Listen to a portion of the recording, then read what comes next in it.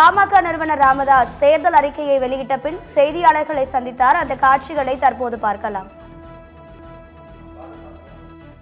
ஒரு வித்தியாசமான சந்திப்பு. ஏனென்றால் கட்சியினுடைய தேர்தல் அறிக்கையை 2026ஆம் ஆண்டு நடக்க இருக்கின்ற தேர்தலுடைய தேர்தல் அறிக்கையை இன்று உங்கள் முன்னாலே வெளியிடுகின்றேன். பேரன்புக்குரிய பொதுமக்களே,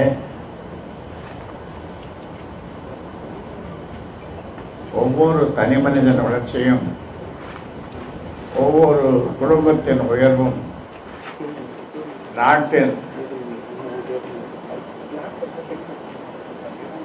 மேம்பாட்டில் அடைய உள்ளது என்பதை அடிப்படையாக கொண்டு அனைவருக்கும் வளர்ச்சி கிட்டும் வளமான வலிமையான தமிழ்நாட்டை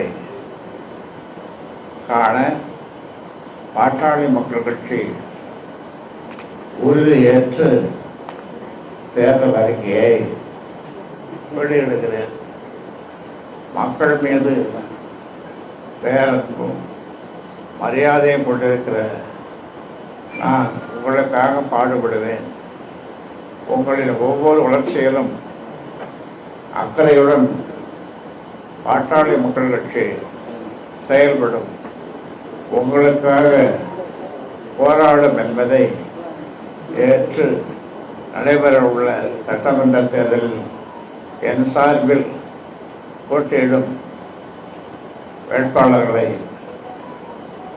ஆதரித்து வாக்களித்து வெற்றி பெற செய்ய வேண்டும் என அன்போடும்